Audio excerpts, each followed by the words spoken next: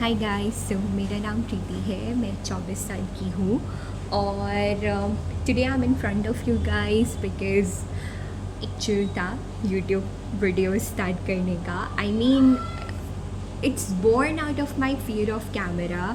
मेरे को ऐसे लगता है कि ऐसे कैमरा के सामने बैठ के जो लोग ऐसे बात कर पाते हैं किसी भी चीज़ के बारे में, they are very brave and I was wondering how they do it. Right, I tried it a few times just for fun at home, but I never would speak so eloquently like they used to do. So अभी मैंने सोचा है कि अपना एक YouTube channel बनाती हूँ और इस पे वीडियोस डालूँगी पर किसी को नहीं बताऊँगी. ये वीडियो भी I mean I will upload it and whoever wants to watch it they can. I mean, but I won't promote it, I won't talk about it to a lot of people. I'll just send it to my parents like I did a previous attempt. I also made an attempt yesterday. I uploaded a video, but I deleted it today because मेरे parents का review ये था कि कैसे कपड़े पहने हैं and you're not looking good in the video, and I agreed with that. And there was a lot of background noise. So आज मैंने लिपस्टिक लगाया है, बाल भी मैंने 2 ही लिए हैं. So I'm looking quite good for the video. So ये जो चैनल है बेसिकली और ये जो videos I will upload at least अभी जो भी मैं किसी को नहीं बता रही हूँ, बाद में भी, but what I will upload about is books majorly, and apart from that sometimes I will also post about my views about certain topics which I want to talk about, which I feel strongly about, because this is my channel and I can spout a lot of shit. I can talk about anything, right? So yes. तो सबसे पहले जिस book के बारे में मैं आज बात करने वाली हूँ उसका नाम है uncle Tom's cabin, which I bought on Amazon. And this book है right here is a hard cover. And don't think कि मैं बहुत अमीर हूँ जस्ट बिकॉज मेरे पास एक हार्ड कवर है. ये मुझे मतलब because it's an old book and because इसके हार्ड कवर्स भी अभी बहुत चीप मिलते हैं, तो I got this book for around 500 rupees on Amazon. And I am choosing this book to start my journey of reviewing, because इस साल जो मैंने सोचा था वो ये था कि मैं बहुत ज़्यादा कंट्रोवर्शियल बुक्स पढ़ूँगी. जितने भी बैंड बुक्स हैं I researched about them and I thought कि why don't we make it a theme for this year. We will read all the, I mean not all, I can't read all of the books, I know that, but whatever was most controversial and whatever banned books were out there for some reason or another, I would read them.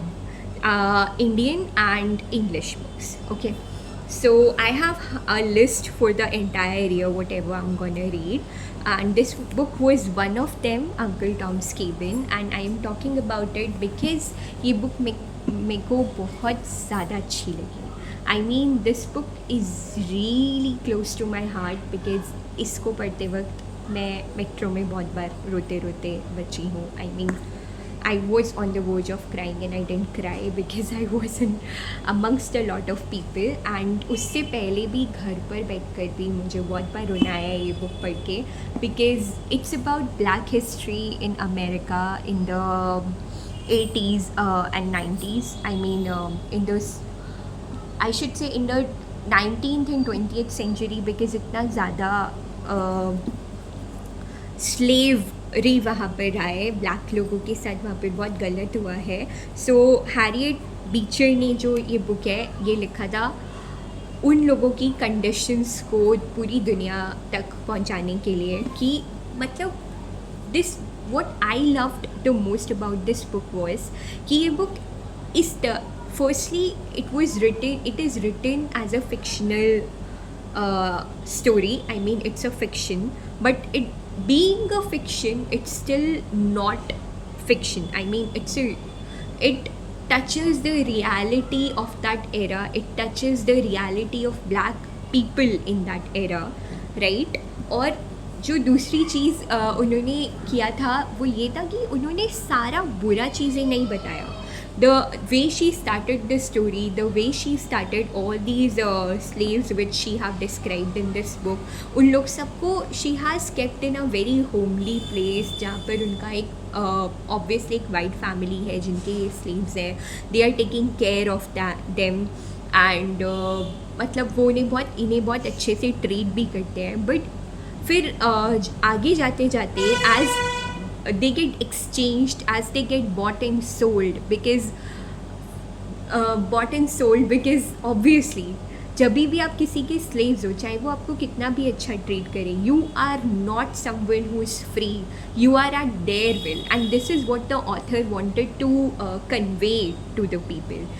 मतलब आपको कोई अच्छे से treat करता है, आपको कोई बुरे से ट्रीट करता है, until and unless they consider you as an equal, until and unless they are agreeing to make you free, they agree with your own individuality, they won't it doesn't matter. Because जब तक आप एक slave हो, आप एक हाथ से दूसरे हाथ में जाते रहोगे.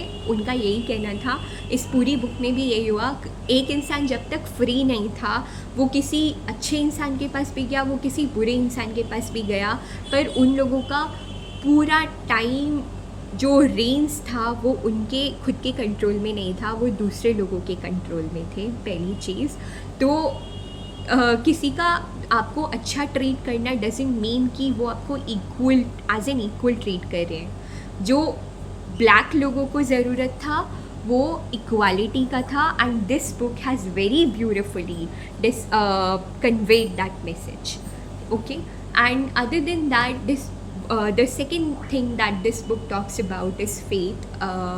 बिकॉज जो ऑथर का POV था वो ये था कि जब भी आपके साथ बहुत बुरा होता जाता है, जब तक आप अपना फेथ किसी एक हायर एंटिटी में, हायर पार में नहीं छोड़ते हो, जब तक आप अपना बिलीफ नहीं छोड़ते हो, एंड जब तक you believe in your own goodness and you believe कि आपको एक पॉइंट पे आके फ्रीडम मिलेगी, तब तक आपका कोई कुछ नहीं बिगाड़ सकता. एक एंड पे जाके आपको ये बुक होप भी देती है. ये बुक आपको लोगों जो ब्रूटैलिटी था उस टाइम पर स्लेव्स के साथ, ब्लैक लोगों के साथ जो ब्रूटैलिटी होता था, ये बुक आपको उसके बारे में भी बताती है. और जो एक बहुत टची topic, I mean I cried a lot about it. इस बुक में ना कुछ छोटे छोटे बच्चों की भी सेवरी हो रही है. मतलब let's say there is a black person और उसका बच्चा है, आप उस इंसान को कहीं और भेज रहे हो, उसके छोटे बच्चे को कहीं और भेज रहे हो काम करने के लिए, और यहाँ पर माँ इतना बुरा तरीके से रो रही थी जस्ट बिकॉज उन्हें अपने बच्चों से अलग नहीं होना था. और उस बुक में मतलब I mean some white people have treated them like कि ये तो काले लोग हैं, ये लोग हमारे इक्वल है ही नहीं, इनके बच्चे अगर हम इनसे अलग करेंगे इन्हें वैसा फील थोड़ी ना होगा. तो I mean that was the situation. People were not treated as humans only, they were treated as subhumans, right? So ये बुक उस पूरा सिचुएशन को बहुत अच्छे से डिस्क्राइब करती है. अगर आप चाहते हो तो आप ये बुक पढ़ सकते हो to get to get some clarity on black history, on how people were treated. I mean some people do believe कि उनको नॉन फिक्शन से ज़्यादा अच्छे से वो सारा नॉलेज मिल सकता है. And I don't disagree, I mean I don't agree either and I don't disagree either, because I can't relate to a situation until and unless I relate to a character in that situation, a character in a story, right? मुझे कोई भी situation वैसे ही समझ आती है because emotions.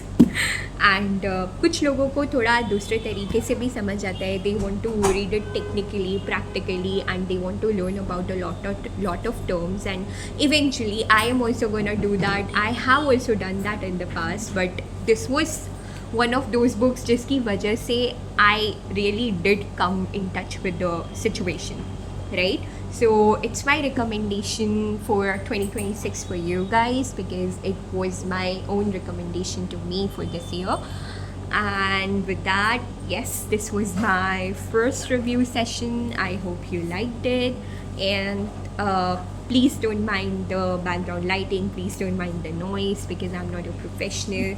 And please don't mind me looking at my face and the camera, interchangeably, because I have that habit of looking here and there a lot.